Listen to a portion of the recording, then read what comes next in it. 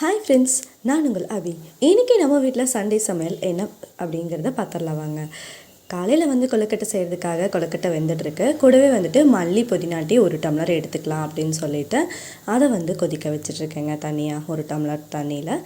கூடவே அம்மாவுக்கு 1 tumbler tea போட்டு எடுத்தாச்சு.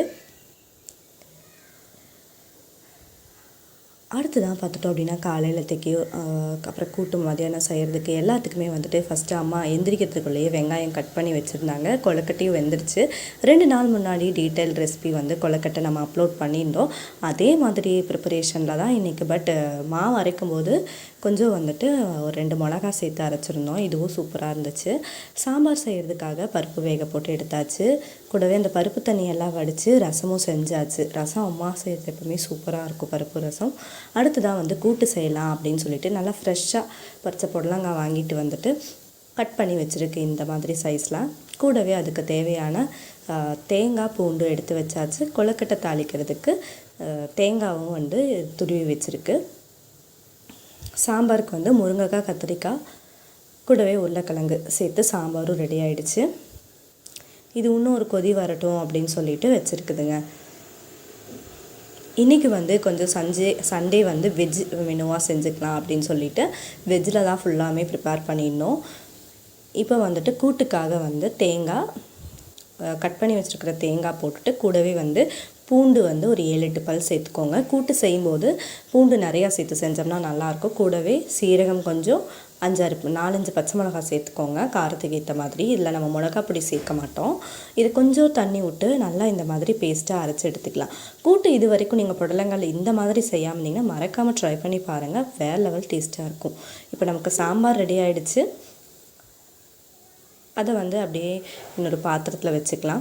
அதுக்குள்ளார இந்த சைடு பார்த்துட்டோம் அப்படின்னா சரி கொழுக்கட்டைக்கு தாளிச்சிடலாம் அப்படின்னு சொல்லிட்டு வச்சுருக்கு. ஒரு பேன் வச்சுட்டு கொஞ்சம் எண்ணெய் ஊற்றிருக்கு. தேங்காய் எண்ணெயிலேயே இன்றைக்கி கொழுக்கட்டை தாளிக்க போகிறோம். நல்லாயிருக்கும் எப்போவுமே நார்மல் குக்கிங் ஆயிலில் செய்கிறத விட. கொஞ்சம் நிறையாவே எண்ணெய் விட்டுட்டு கொஞ்சம் கடுகு சேர்த்துக்கலாம். அடுத்ததாக கடலைப்பருப்பு, வெள்ளை உளுத்த பருப்பு 2 சேர்த்து போட்டு நல்லா தாளித்து விட்டுடலாங்க.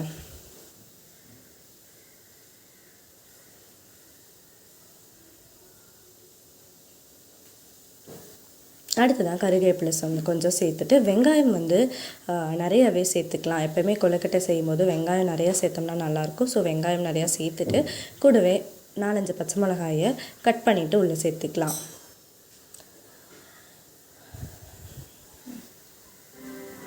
இது நல்லா வதங்கி கிடைக்கட்டுங்க.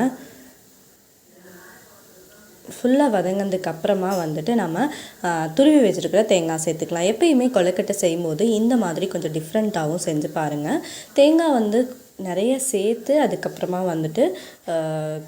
நல்லா தாளித்து விட்டு கொழுக்கட்டையை போட்டுட்டு செய்யும்போது அந்த டேஸ்ட் கொஞ்சம் நமக்கு டிஃப்ரெண்ட்டாகவே இருக்குங்க. தேங்காய் ஓரளவு வதங்கிடுச்சு. இப்போ வேக வச்சுருக்கிற கொழுக்கட்டை அதை எடுத்து போட்டு நல்லா தாளிச்சிடலாங்க. சின்ன சின்ன பீசஸாக தான் கொழுக்கட்டை இன்றைக்கி நம்ம பிடிச்சி வச்சுருக்குறோம். அதனால் போட்டு தாளிக்கும் போது ரொம்பவே நல்லாயிருக்கும். எடுத்து சாப்பிடும்போது இந்த தேங்காய் வெங்காயத்தோடு சாப்பிட்டோம்னா நமக்கு டேஸ்ட் நல்லாயிருக்கும். மார்னிங் டிஃபன் முடிச்சாச்சு கொழுக்கட்டையோட. அப்போ கொஞ்சம் நகாப்பழம் வாங்கிட்டு வந்துடணும். இதனால் சுத்தமாக கழுவிட்டு நல்லா உப்பு போட்டு நல்லா குலுக்கி எடுத்து சாப்பிட்டுக்கலாம் அப்படின்ட்டு ஸ்நாக்ஸுக்காக சாப்பிட்ருக்க எடுத்தாச்சு. அம்மா சரி கூட்டு செய்கிறதுக்காக அப்படியே அரைச்சிட்ருக்காங்க. கொழுக்கட்டைக்கும் சைடிஷ் வேணால் தேங்காய் சட்னி வச்சுக்கலாம் அப்படின்னு அதையும் ரெடி பண்ணிகிட்டு இருந்தாங்க. அதுக்கு தாளிப்பு ரெடி பண்ணிவிட்டு அடுத்ததாக இப்போ நம்ம ஒரு பேனில் கொஞ்சம் எண்ணெய் ஊற்றிட்டு கடுகு சேர்த்துக்கலாங்க. இது கூட்டு செய்கிறதுக்காக புடலங்காய் கூட்டில் இந்த மாதிரி செய்யும்போது ரொம்பவே நல்லாயிருக்கும்.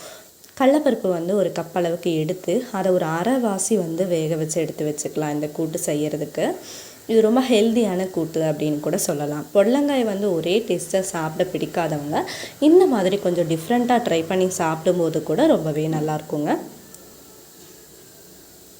இப்போ சின்ன வெங்காயம் நல்லா பொடி பொடியாக கட் பண்ணி அதையும் உள்ளே சேர்த்துட்டு கூடவே கொஞ்சம் மிளகாயும் சேர்த்துக்கலாம். நம்ம ஆல்ரெடி பேஸ்ட் அரைக்கும் போதே மிளகாய் சேர்த்துருப்போம். கூட்டுக்கு ஆல்ரெடி பேஸ்ட் அரைச்சி வச்சுருப்போம். இப்போ நம்ம கட் பண்ணி வச்சுருக்கிற புடலங்காயை உள்ளே சேர்த்துக்கலாங்க. சேர்த்துட்டு லைட்டாக கலந்து விட்டுருங்க. நான் இன்றைக்கி ஒரு புடலங்காய் முழுசாக இருந்தது அப்படியே எடுத்து கட் பண்ணி உள்ளே சேர்த்துருக்குறேன். இதுவே வந்து ஒரு 4-5 பேர் சாப்பிட்றதுக்கு அளவாக இருக்கும் ஒரு நேரத்துக்கு. இப்போ நம்ம அரைச்சி வச்சுருக்கிற பேஸ்ட் உள்ளே சேர்த்துட்டு நல்லா மிக்ஸ் பண்ணி விட்டுருங்க. லஞ்சு வந்து கொஞ்சம் முன்னாடியே நம்ம ப்ரிப்பேர் பண்ணி வச்சுக்கலாம் அப்படிங்கிறதுக்காக காலையில் டிஃபன் செய்யும்போதே செஞ்சிட்ருக்கோம். ஒரு 11:30 இருக்கும், அப்போ தான் செஞ்சிட்ருக்கோம். இதெல்லாம் லைட்டாக மஞ்சத்தூள் சேர்த்து கூடவே கொஞ்சம் உப்பு சேர்த்துட்டு நல்லா மிக்ஸ் பண்ணி விட்டுடலாங்க. இது ஒரு கொதி வரட்டும். எப்போவுமே கூட்டு அப்படிங்கிறது வந்துட்டு நமக்கு கிரேவி கன்சிஸ்டன்சி இருந்தால் தான் நல்லாயிருக்கும். நீங்கள் சப்போஸ் குழம்புக்கு இன்ஸ்டடாக இதை யூஸ் பண்ணுற மாதிரி இருந்துச்சு அப்படின்னா கொஞ்சம் வந்து நம்ம தண்ணி மாதிரி இருக்கும்போது ஸ்டவ் ஆஃப் பண்ணிடலாம்.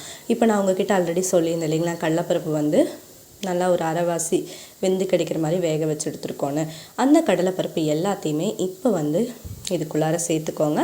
சேர்த்துட்டு நல்லா ஒரு கொதி வர விட்டுடலாம். இப்போ ஒரு நமக்கு 5 நிமிஷம் ஆயிடுச்சு. இன்னும் கொஞ்சம் ட்ரை ஆக விட்டுடலாம். நம்ம சாம்பார் ஆல்ரெடி செஞ்சுருக்கிறங்காட்டி இது இன்னும் கொஞ்சம் ட்ரை பண்ண விட்டு ஸ்டவ் ஆஃப் பண்ணிடலாம், நல்லாயிருக்கும். மதியத்துக்கும் காளானும் இருந்துச்சு. சரி காளானில் ஏதாவது கிரேவி மாதிரி செஞ்சுக்கலாம் அப்படின்னு நினச்சிட்டு இருந்தோம். இப்போ வந்து நமக்கு கடலைப்பருப்பு கூட்டு ரொம்பவே சூப்பராக ரெடி ஆகிடுச்சு. ஸ்மெல் பார்த்துட்டிங்க அப்படின்னா வேறு லெவலில் இருக்கும். மேலால் மல்லித்தலை போட்டு ஸ்டவ் ஆஃப் பண்ணிடலாம். இன்றைக்கி சாம்பார், ரசம், கூட்டு, காலையில் கொழுக்கட்டை இது எல்லாமே வந்துட்டு நமக்கு ரெடி ஆகிடுச்சு சண்டே ஸ்பெஷலாக. நீங்களும் மறக்காமல் ட்ரை பண்ணி பாருங்கள்.